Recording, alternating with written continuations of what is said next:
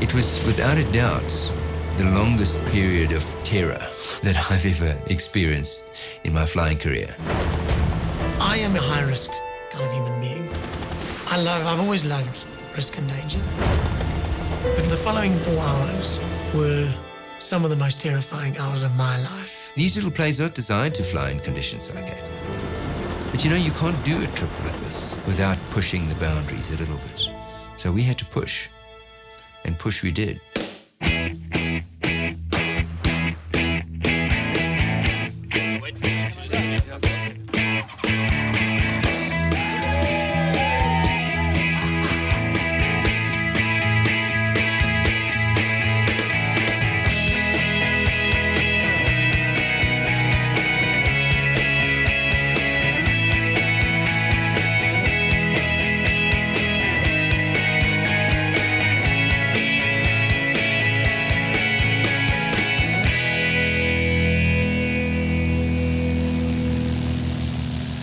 Mike started flying 12 years before me, and he was a kind of aviation hero in this country by the time that I met him, because he was the first ever South African aviation world champion. He's done some of the most substantial adventures in light aircraft that there are to do, and he's famous for it. He and Olivier flew from South America to South Africa in a weight shift microlight in a trike. It was an unusual route because you can't fly a weight shift trike across the Atlantic Ocean. So what they did is they started in Argentina, flew up across South America, across Central America, across the States, up into Canada. They then did the longest flight ever in a weight shift microlight, over the Packhouse, in the Arctic Circle, to Iceland, onto Scotland, and then they flew down through the African continent to South Africa. That was an historic trip. I mean, that was the longest anyone had ever flown in that kind of aeroplane before. What I like about James is his craziness. Are you there, Mike? Slightly panicked? I think I would tend to be the one that's a little bit more measured, especially when it comes to risk. I'm sure it's safe. James tends to just push it out there a little bit much for me once in a while. And Start getting ready, he says. Right.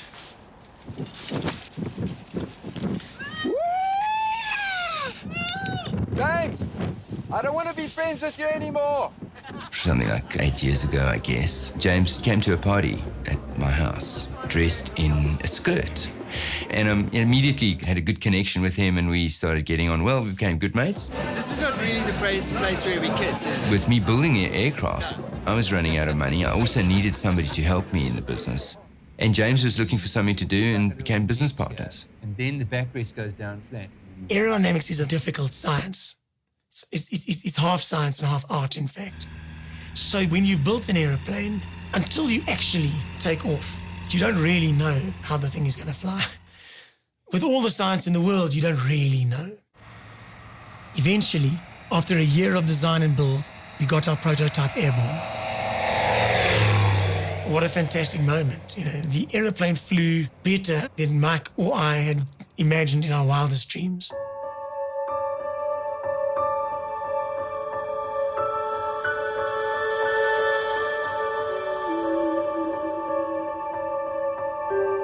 The idea for the round-the-world trip hatched one evening while we were doing test flights. Mike said, you know, this aeroplane flies so beautifully, we have to take it to Oshkosh, the world's greatest air show. But how do we get it there? You know, and the obvious way to get an aeroplane anywhere is to fly it there.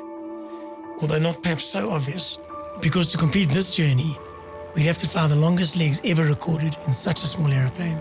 Like, imagine the sights we're going to see on this trip of ours, eh, Mike? Yeah. Evenings like this, you know?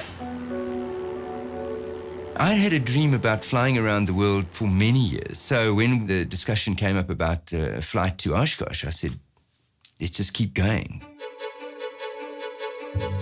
We did some calculations which showed that in theory, we could modify our development prototype to the extent necessary to fly it around the world. We don't think there's ever been anyone who designed, built, and flew an airplane around the world.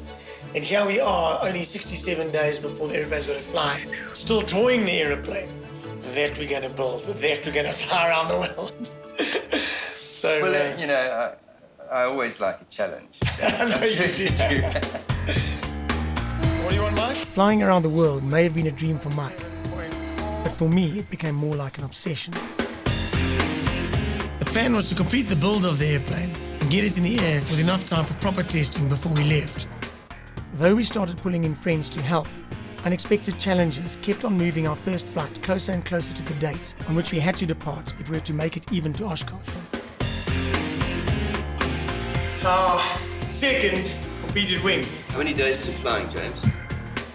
1 month to go. Till we leave. And hopefully 9 days until we fly. I think we're good. I like it that we're optimists. Because as an optimist, you tend to do more with your life.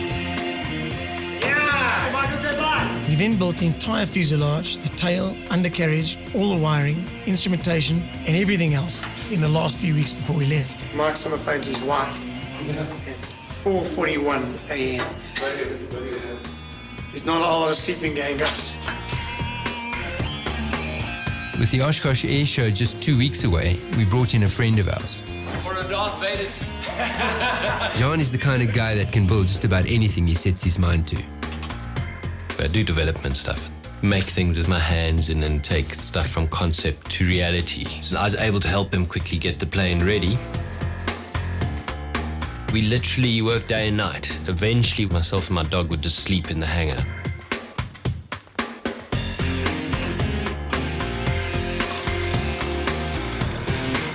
Because it was such a rush, we hadn't actually been able to test fly the round-the-world plane to the extent that we ought to have, even to the extent that we were required by law to have. What I'm doing here is I'm signing my will before we go, just in case things go wrong. Would you witness it for me, Mike? You haven't left me anything, James. I've left you absolutely nothing. But, you know. In fact, my estate's going to be suing your estate. I've subsequently become aware that this trip could have been a nightmare for Mike because he was flying with a guy who wanted to fly around the world badly. And if I had to take some chances to fly around the world, I wasn't about to blink. Mike confided in me and he said his biggest concern with James was just that he was a bit too gung-ho and would go off. He'd fly into anything. Other people had also said to me that Mike Blyth must be a very brave person, you know, not to fly around the world, but to fly around the world with me. Didn't want to die. I've got a lot of things planned for the future. It's because of the weaknesses in my character that crave recognition and of course, those things make you make bad decisions. I went into the Civil Aviation Authority the day before we left to obtain the necessary documents. They were on our side, as it turned out, because it was an advance for South African aviation. So they wanted to give it to us. Document that we need.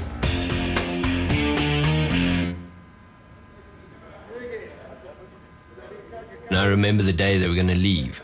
And we tried to put it off, because we weren't 100% ready. That morning when Mike arrived, everyone was saying to him, okay, so you're ready? And he kept saying to them, he said, you're never really ready for something like this. Tonight is our big test. It'll be the first time the plane's flown into the night. And we've never flown the aeroplane for more than 2.5 hours in a single stretch. I am very nervous. This is the most dangerous takeoff of the trip because it will never have taken off as heavy as we will be today. My heart is doof, doof, doof, doof, doof. You want to come? You want to come with me? But you don't like airplanes, do you? It's my darling wife, Charmaine. We've been together 21 years. You're going to wait for me. And you're going to watch on the internet. What's it now, tears or what? Eh? Shame. You see, this is why it's quite hard to leave. What it does do, it gives me a bloody good reason to get back. And to get back alive. What is this, darling? It's a bird. It's a birdie. It's a bird! Is this for Daddy to take with him? You're going to come with us, Faza, around the world. Watch out. Hello, could I find a flight plan, please? The Civil Aviation Authority will be horrified to know. Okay, aircraft identification is Zulu uniform, Tango Alpha Foxtrot. That when we took off for the first long leg, the aeroplane had in fact never had full fuel tanks. It's called a Sling. We had never taken off at what's called maximum all-up weight. It's a light sport aircraft. So we didn't actually know for sure whether she would take off at all. It's literally one continuous flight. We'd also never flown at night. Yes, that's right. It's a very long leg. The emergency stuff is right behind the seat, excepting the life jackets, which are right at the top of the back.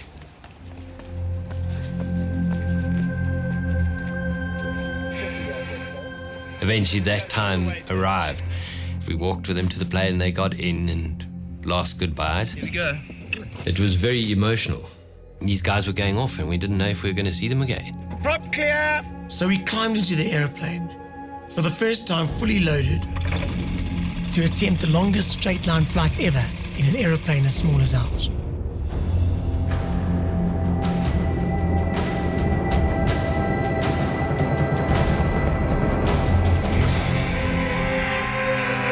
We needn't have worried about the Sling's all-up weight, as she took off sooner than we expected.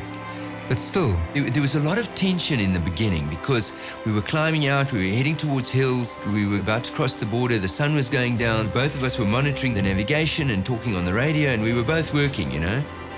In those moments, you don't have time to talk or think about things because you've got a serious job to do. But as the sun started setting, suddenly this moment sort of came over us that we realized we're on our way. Mike turned to me and he just shouted, "Ah!" And we were sitting there like two kind of school kids, just like hugging each other.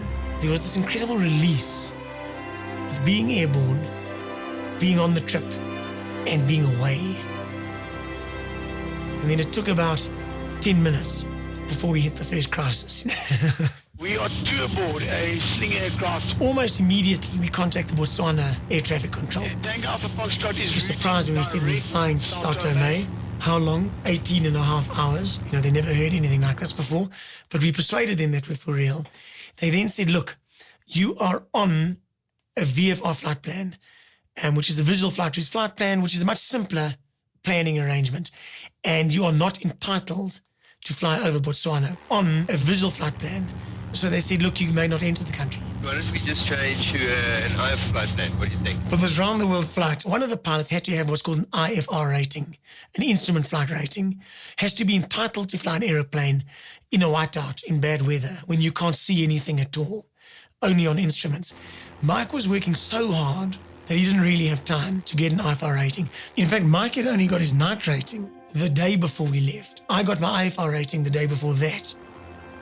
The truth is that in Mike's 7,000 hours and in my 700 hours of flying an airplane, neither of us had flown at night or by instruments before. The greater problem arose when we discovered why you have to fly over Botswana with an IA flight plan. There's so little electricity in Botswana. It is so dark that if it's an evening without a moon, which it was, you actually can't see the horizon and you're unable to fly by reference to the earth. We learned a lot about the aircraft. With these instruments, we couldn't dim them enough. It was like being in a fishbowl. We had this reflection, and so we couldn't see out at all.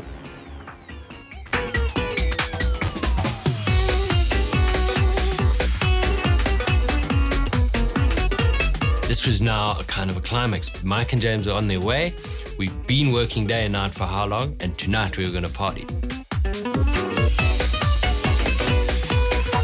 There was a tracker on the plane which allowed you to go onto the website and see where Mike and James were. And so, all night partying, stopping every now and again and going and checking out what's happening. Cool, that's cool. Carry on partying.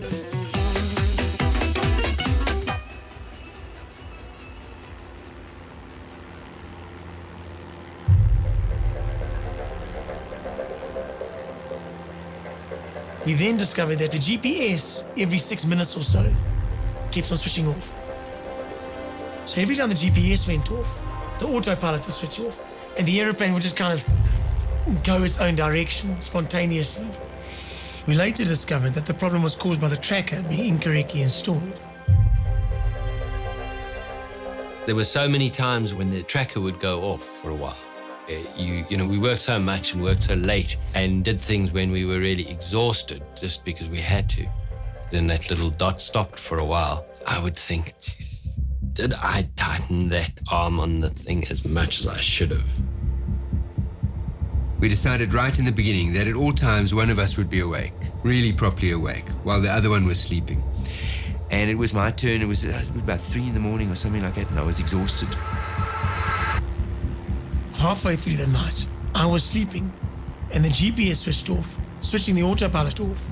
And Mike, as it turns out, was also napping. In my sleep, I felt something strange. I felt something shift. I opened my eyes, and the first thing I saw was that the artificial horizon on this instrument wasn't flat, as it should have been, but it was lying vertically. We were essentially in a spiral dive towards the ground.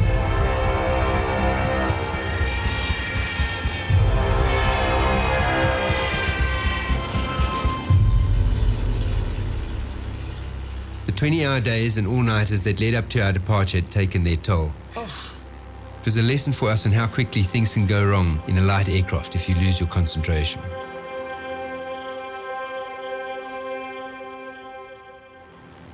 Wow! Take the sun. It's our first morning, first sunrise. Anyway, we've been starving, and we have 4 hours to go, and we have a sandwich, so... I'll swap in. No.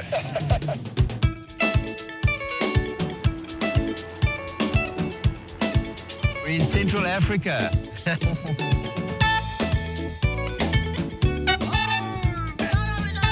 Our quest had generated much interest, both at home and internationally. So one of the first things that we needed to do on all our stops was update our website.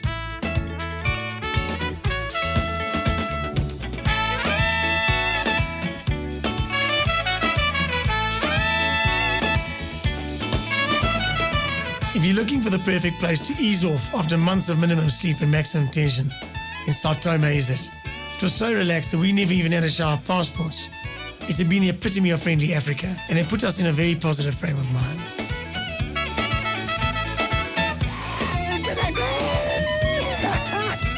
Conakry would change all of that before we even got out of the plane. Now to take a picture, now take a photo.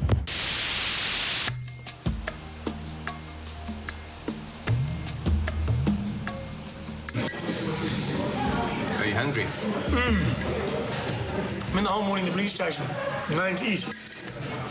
And I've used up energy, and like emotional energy as well. I was angry. I was so fucking angry.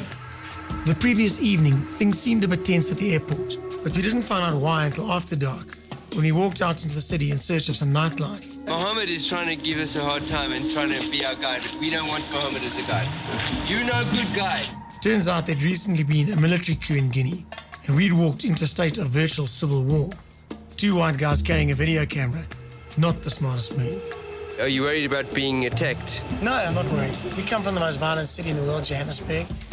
We'll probably do quite well in a fight. We were arrested and spent the night and the following morning at police headquarters, being interrogated as suspected spies. But underneath, when they suddenly help at the end, they shake your hand, just might give you a hug. Like everything's all right, you know? But I mean, it could have gone the other way. It's just going to be so nasty. And Gilles will take off and go to Brazil tonight, you know? 25 hours in an airplane. It's gone. You can't really travel through West Africa without having this kind of hassle at least once. And I expect we might have a little bit more hassle at the airport when we try and leave. After our night in jail, we just wanted to get the hell out of there. But we couldn't find any fuel. We heard that they had Avgas, the high-octane aviation fuel, which would have been perfect for the record-breaking flight we were about to embark on. I walked around the back to where the fuel bowsers were. I could find nobody there. Nobody. On my walk back to the plane, I walked past this guy who was sitting in the shade having a cigarette, and I asked him, I'm looking for fuel containers. You know, I want to go to the fuel station, I want to get fuel. And he said he's got some containers.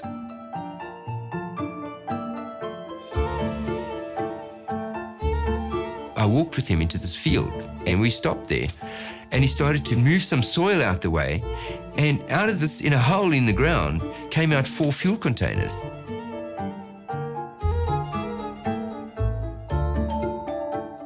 We cleaned them as best we could with water to get the sand out, and we then started this lift club backwards and forwards in a borrowed car to the local petrol station, and all we could find was leaded, low quality, 93 octane fuel.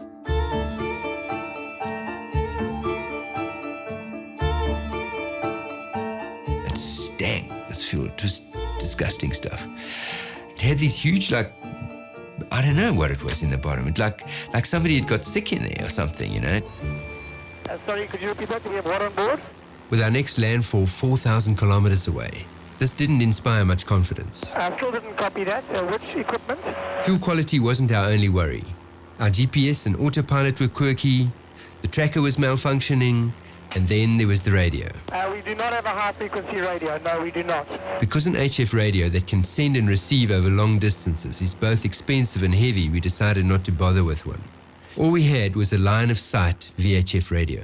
We knew that we'd have 40 minutes of radio communication out and 40 minutes into Belém at the other side of the Atlantic and 22 hours of silence in between if there was no wind. With a tailwind, less. With a headwind, we wouldn't make it. So James, with the Atlantic crossing, it looks like you are going to get a slight headwind for the first 4 hours. They didn't have a support crew. They had Tim, a very close friend of James. He's also competent in many aspects of management. So if anything was to go wrong, Tim would be the man. He was also the kind of weather station. So if there was something doubtful about weather, he would get as much information, speak to them, and they would make a decision on that. But you know, James, winds aren't your only concern here. Oh, another lightning strike. You can see the lightning strikes there. And the reason why you're seeing that is because of that. And those big tall things are called Charlie Bravos. They mean lightning, and they mean wind, and they mean death. We'd been warned about the higher currents or electrical storms in the tropics. Storms like these had been known to bring down planes much larger than ours. As long as we're heading like this, we're going straight past the edge of it. Yeah. Thank God we've got off before dark. In fact, an Airbus had been lost in this very region over the Atlantic not so many months back. Considering what we were up against, as pilots we should never have attempted the crossing. But as adventurers, come what may, we were going to do it.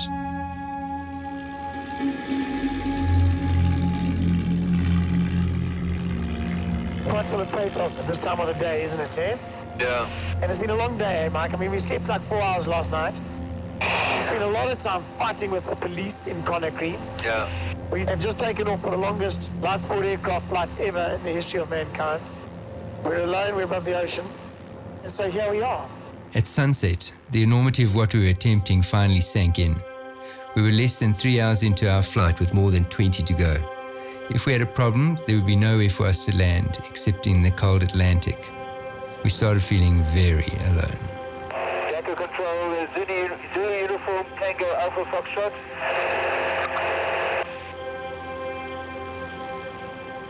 Nothing at all. You know what we should do? We should try and get hold of an airliner, James. You know something, Mike? Why? What we could do was communicate with other aircraft within a few hundred kilometers, as our route would intersect with the flight paths of intercontinental airliners. James thought it was a waste of time. The thing is, if we're starting to have a problem in the middle of the ocean, who do we call? If you haven't got at least a chat frequency for the airliners. Don't you think it's a good idea, or don't you want to No, check go if we for it. start to have a problem? Okay, go for it. Any airliner that can read me, Zulu Uniform, Tango Alpha Foxtrot.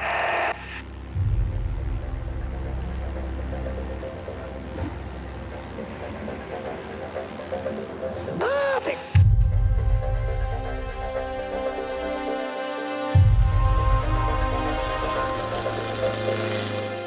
We were completely on our own.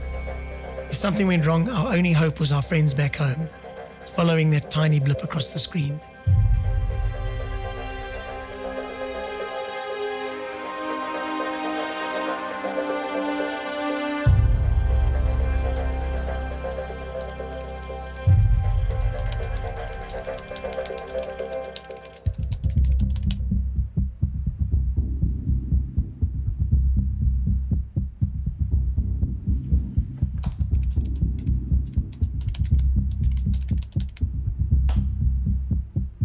Although there was a long night ahead, I was feeling pretty relaxed.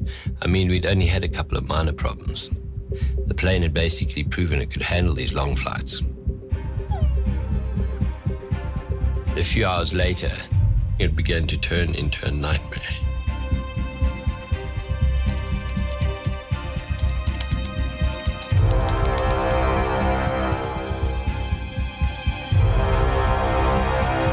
At first we thought it was just another small glitch. But as the hours went by, we weren't so sure anymore. Do we start a panic? Do we go into the initial stage of search and rescue? And things go through your mind. You think, is that? Is that the end of this picture? I mean, it was difficult not to think the worst. Right, thanks very much indeed. OK, I'll let everyone know. Thank you.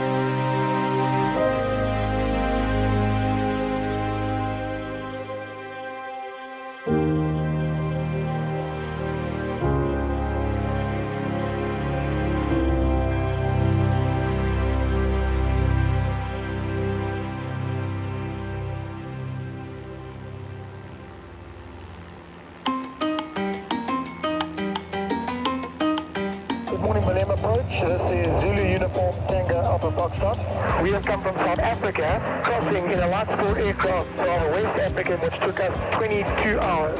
You must love the air. Repeat that, sorry? So you must love the air. You must love the flight. We love the flight. Hey, there's got to be a bit of the Amazon River. 11 is going into the Amazon, right? Yeah. Wow! Hey, we're in Brazil. Very exciting, isn't it? Yes, And man. look at the weather. I mean, it's not great, is it? Yeah, but who cares? No, I feel like a student again. It's such a good feeling. We go anywhere we like. Exactly, we have the total freedom to do what we want to do. I mean, how brilliant is that?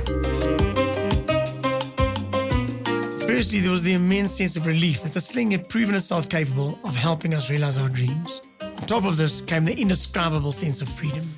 The truth is, we had no ground crews waiting for us, no hotel bookings, and but for Oshkosh, no commitments to be anywhere at any particular time. We felt as though we could just hop into the plane and fly anywhere in the world.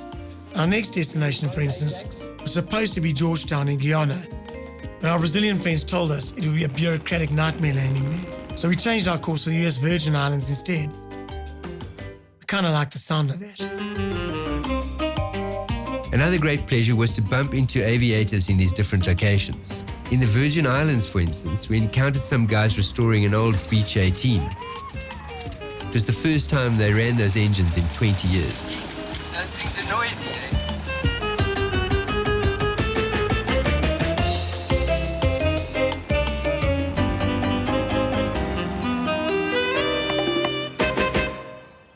It's 5:30. We slept for about 5 hours. Today we're going to arrive at Oshkosh. The weather's good, eh? Need more sleep. Yeah. So, Don, how is it that we landed up staying with you last night? Yeah, that's right, because we wanted you to not have to go to a hotel or something and see Florida. So what happened is when we landed yesterday at Fort Pierce, there was a South African flag and American flag on the runway, and there was Don and Susan to meet us.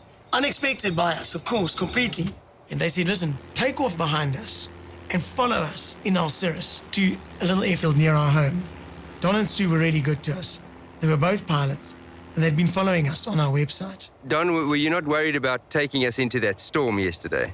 Well, of course, it wasn't there when we took off at Fort Pierce, you know, so they pop up real fast, so there are just thousands of thunderstorms usually every day all across Florida. You got to fly through thunderstorms, that's one of the things. Well, you got to dodge them. You don't want to fly through them. So we got a bit of dodging today. We got a bit of dodging to do today, and we got a long way to go today, so we better go. Let's go. When you arrive at Oshkosh in an aeroplane, unlike any other airport in the world, you don't speak back to air traffic control because it doubles, obviously, the amount of talk on the radio. There's an aircraft. I can see it. There's another one at 1800. So what we can do is get in behind those two guys. Yeah, there's a third one behind him as well. From a distance out of Oshkosh, they've got a bunch of air traffic controllers on sun chairs, lying back, looking upwards, and these guys talk to you, and you need to identify yourselves, if necessary, by waggling your wing. Southwest Pacific, rock your wings. Man, it's exciting, yeah? You fly in, lining up behind other airplanes. You line up for the runway and discover that the runway has got 4 dots on it, huge, big, colourful circles. Purple, yellow, pink, blue. Purple, yellow, pink, blue. And they'll say to you, yellow RV, land on the purple dot. And then the airplane behind you, Cessna 182, land on the brown dot. So effectively, you're landing simultaneously on the same runway with 4 other aircraft. You know, something that I don't think you would ever do anywhere else in the world except America. There's 2 low wings ahead of you. You're number 3 right now. Plan to land short for now, but I will need you to high-speed taxi as soon as you get down the runway. Everybody's doing good. We appreciate your help, and just keep it flying. The minute you hit the tar, you put on the brakes, and then you duck off the runway as quickly as you can. The organizer had heard about our trip, and they had given us a place of honor right at the center of the Oshkosh show. I saw that we were going to taxi right past Richard Branson's Virgin Galactic mothership with the Airbus A380 on the other side. So we were given this incredible kind of pride of place, this tiny little yellow aeroplane.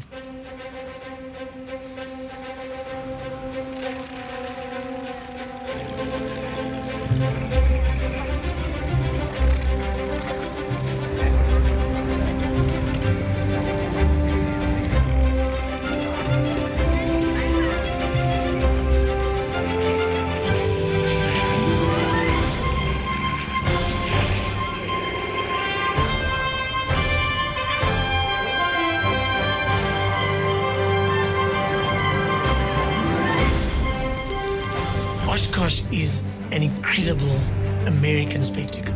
It's the world's greatest air show. It's the busiest aerodrome in the world, busier than Heathrow for the 7-day period of Oshkosh. 10,000 American families arrive at the air show in their own aircraft. They park the aircraft in a field and they camp underneath the wing. If you ever go to Oshkosh, you want to fly in. It's a different experience. It's just the most wonderful feeling to arrive at this incredible event. It's kind of celebration of aviation. This was the longest stop in our quest to get around the world, but it seemed no sooner had we arrived than it was time to leave again. And Tango Alpha Foxtrot, I was just curious, how many hours flight time is that to get home for you? That's about another 130 hours. All right, well, you guys have a safe flight home, and we hope to see you next year. Thanks very much, Will. Thanks a lot. Cheers. The Sling, and especially her crossing of the Atlantic, had impressed the crowds, but not nearly so much as she'd impressed us. We were falling more and more in love with her. More than 10,000 miles, and not a single false note from the engine.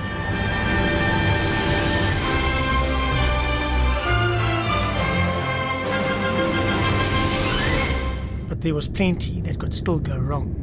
After all, we weren't even halfway around. When you ever see something like this, your first reaction is, oh my goodness, where is that? I don't want to be anywhere near that. We intended spending 3 days in Los Angeles, but what happened was there was this huge hurricane in the Pacific that was moving up from the south up towards Hawaii. Because Hurricane Felicia is a major hurricane, a Category 4 with 135-mile-an-hour winds in the center. James, I reckon you've got to cut your stay in LA short. You've got to get out of there now.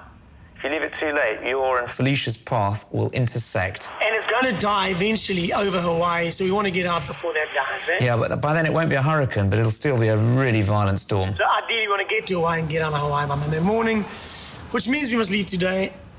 It just never ends, okay. Yeah, that's about right. Cool. Okay, Tim. Good luck, James. Thanks, but cheers. Bye. So we had to make a decision. Do we wait for the hurricane to pass? So that is Hurricane Felicia. Or do we try and get across to Hawaii before it? Right now we're at 11 a.m. Thursday, and our route runs us in about like that, I would say. This thing is turning this way. So I reckon if we just diverted a little bit south like that, and then like to get a slingshot around the moon. People did say to us, listen, you know, if you really think you're not going to make it, the further south you go, you may pick up the sling tail of Hurricane Felicia. We get a slingshot. We're into Hawaii at 220 knots.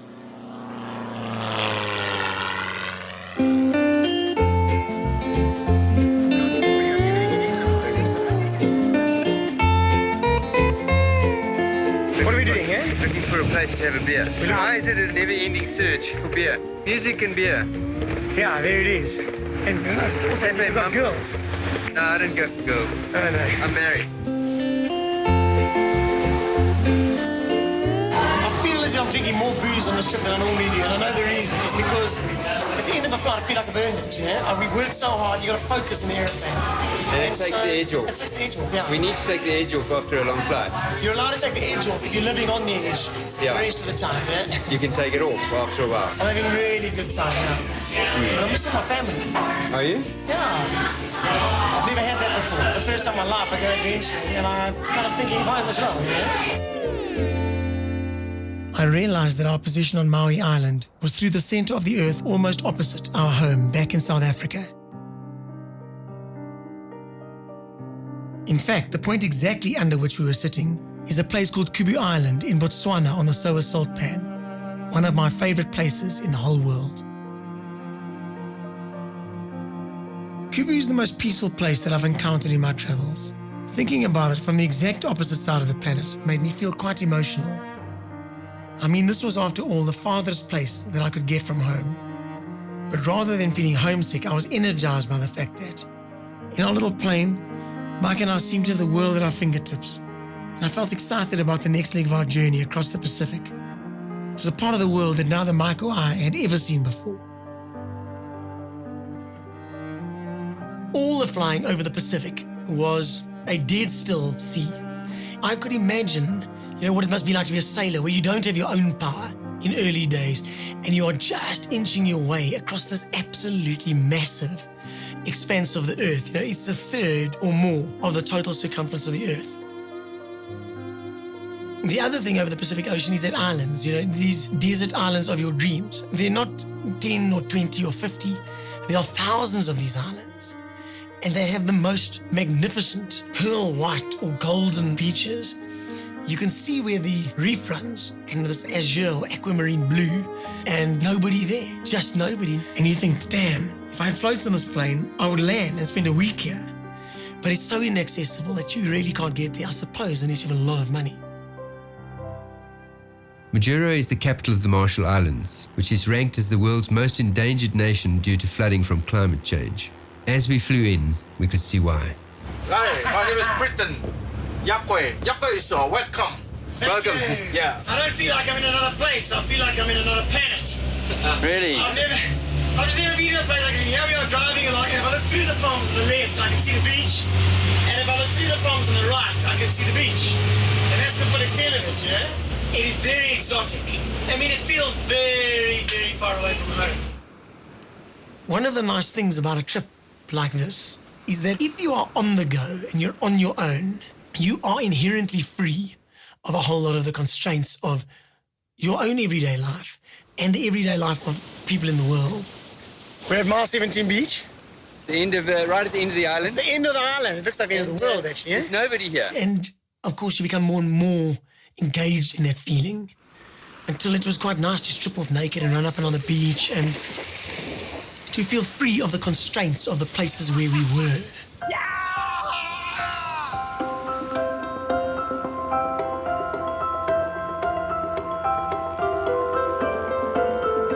On these long flights, we'd listen out for airliners and report our position to them to relay to air traffic controllers in case we ran into trouble and disappeared off the map.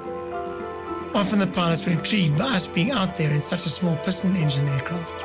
What's the name of your airplane again? It's called Sling. It's built in South Africa, is that correct? Yeah, we designed it and built it ourselves. All right, very good, Jenny. We won't tell everybody on board so they can see. You're not a non-stop, but if you do see us, you'll definitely recognize us. We're a bright little yellow airplane, and we've got a huge map of the world on each of our wings. Have you in sight? Coming up off your left side here, we show 2.5 miles behind you. There they come. Check it. Woo, boy, thanks for the show, man. Woo, you look very cool. As well do you. Okay, safe journey, guys. Nice talking to you. So that was cool, eh? I mean, that was a Boeing 737 coming past, giving us a little bit of a display. I mean, how often does that happen?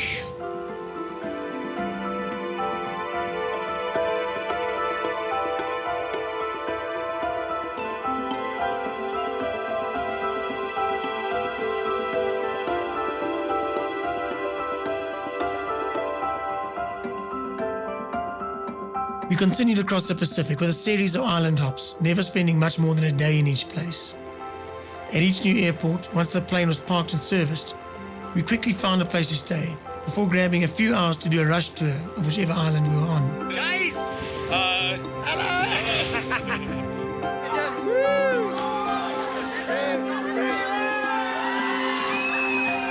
We were having fun, but I'd say it was feeling more and more like the return leg. Cheers, James. Cheers, Jace! Yes. I guess you could say we were starting to feel the pull of home. Just taking photographs so we can remember later. These incredible places that we've come to and that we're just kind of whipping through, literally like blink of an eyelid, you know? It was a constant debate between Mike and I whether to spend more time in each place or move on. The choice was always to move on. And although we did manage to grab some off time on this long crossing of the Pacific, we left ourselves very little time to relax. By the time we got to Kuala Lumpur, our energy levels were getting pretty sapped. Our visit to the city seemed to go by in a flash, almost like we were in a dream.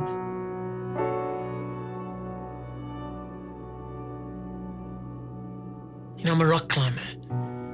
I've slept often overnight hanging on a piton or some piece of gear on a mountain. I've seen bad weather. I've done extreme sports. The difference between this trip and some of the other things that I've done was that although I didn't feel terrified that I was going to lose my life or something was going to go wrong in the next instant, there was a long, slow building up of anxiety and of stress. In fact, right throughout the trip, and it increased because I felt it emotionally. Things go wrong in aeroplanes. The weather turns bad and you don't expect it. Or you can make a mistake. I mean, you can make a mistake.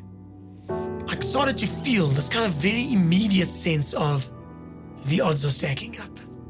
Something I've never really felt before. And so I found myself in flight when I was getting closer to my kids. And suddenly I started caring more about getting home. Just repeating this mantra to myself, just don't fuck up, just don't fuck up, just don't fuck up. But we did fuck up. Badly. It was a 14-hour flight to Colombo where we intended to spend 2 nights, but the pull of home was getting ever stronger. If we stayed here, we'd have 1.5 full days here, right? Yeah. So what we've got to do in order to achieve that is we've got to clear customs, we've got to clear immigration. Halfway there, we were discussing the pain in the arse associated with paying the landing fees, paying the approach fees, getting the weather reports, finding a place to park the aircraft. We've got to then get into town on a taxi, find a hotel. Yeah. And it's not like we're having time to go and do stuff. We're just having time just to manage the flight and the flying. The admin. One of the tougher elements of flying these long distances was not actually the flying. It was the admin. So my crazy idea was, let's just land in Sri Lanka at the international airport, do an oil change. I'll service the engine. You go in, pay the landing fee, get a weather report, and if it looks good, let's just take off again and fly to the Seychelles. James has gone to pay landing fees. We've just landed in Sri Lanka like less than 20 minutes ago, and we're waiting for a message from Tim to find out if the weather's okay for our flight to the Seychelles. Because he couldn't get hold of Tim, James checked the local forecast, which looked sort of okay. But as he got back to the plane, it started to rain. We jumped into the plane, closed the canopy. Now we're sitting in the rain, raining outside. Experience and common sense told us that we should leave the plane and try again in the morning. But we just sat there in a kind of belligerent exhaustion. And we looked at each other and said, let's just go. So we took off thinking, okay, we're in this rain and the cloud for maybe 10 minutes and then we'll be out of it. But it didn't happen like that.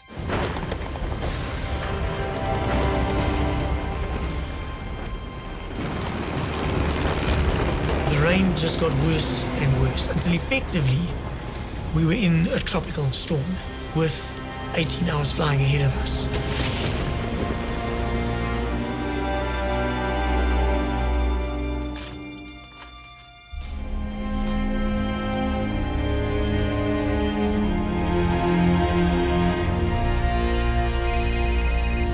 Sean, how's it? How's it, Tim? I don't know if you're aware, but the tracker is moving. They can't be moving. No, seriously, they've just landed from Kuala Lumpur. They've been in the air for 14 hours. Are you sure? Well, either the sling's been stolen or the boys are on the move again. That's not good news. I think there's terrible storms south of Colombo. Let me get back and I'll have a look and I'll call you straight back. It's raining. On a few occasions, we shone a torch onto the wing, and there were streams of water coming off the wings. I remember saying to James at one point, I don't know how long the engine can keep going, ingesting all this water. We'd never flown the aeroplane in proper rain, sustained rain, but I don't think we ever discussed turning back. James and I hardly spoke at all. Silently, I think we just agreed. We're just going to point the thing for the Seychelles and we are going to go.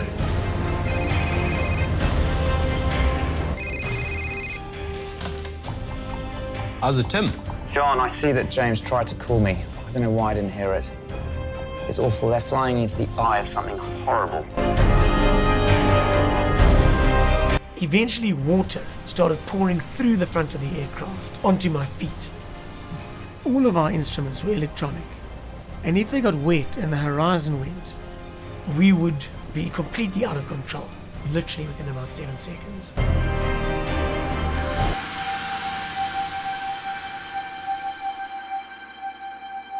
I suppose that I've been the kind of person who sometimes wanted to be out there on a limb. One of those people who feel the thrill of life most when it hangs close in the balance. But this wasn't like that. This was a serious miscalculation, and we knew it. My every thought was that the next moment could well be our last. And we flew like that for 4 hours.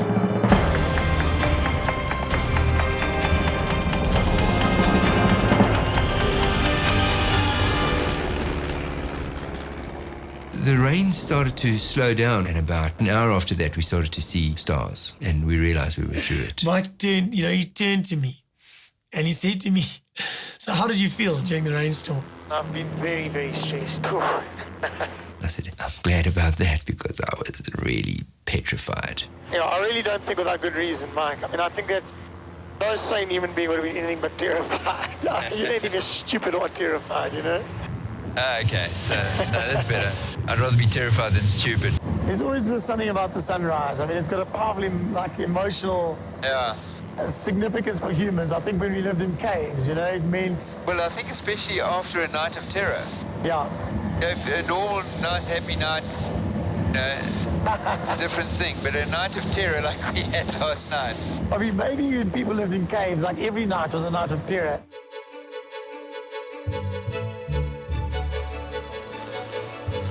What do you say, James? Are we good? I feel so relieved and happy and great, this is so beautiful. It's good to be alive. Oh my God! Woo! We'd come through what few pilots will ever have to experience. We felt that if we can get through that, we'll get home. We'll make it.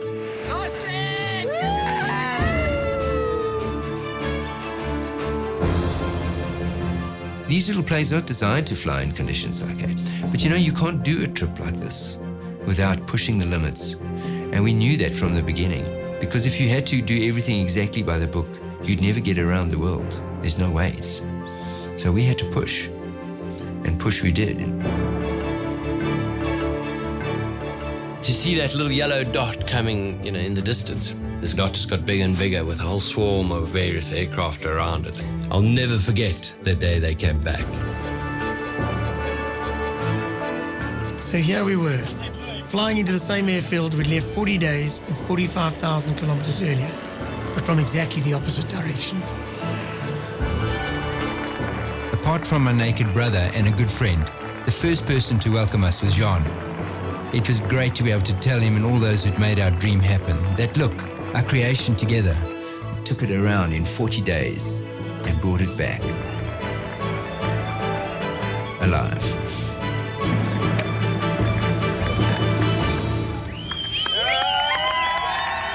"40 days is not enough time to have changed your life, but you're on such a high that somehow you're different. And you do take a while to get back into the routine." After a great event, there can often be a great sense of deflation and loss, that it's over. And I did not feel that at all after this journey. I felt a deep sense of faith in the future. And that actually bears, I think, some reflection, really. Why on this occasion didn't I feel I have to go and do more or do it again or do something else? One of the reasons was because I had children and a family back home that provided me a real sense of meaning. And then the other reason was we had another mission immediately, in fact, facing us that has turned out to be, I think, in many ways, a greater mission. And that is to create the business out of these aircraft and turn it into a success, not only for ourselves, but for the community in which we lived and the country in which we live. A country which is a fragile, young, adolescent country, but one which, if you are a citizen of it, you want to contribute to.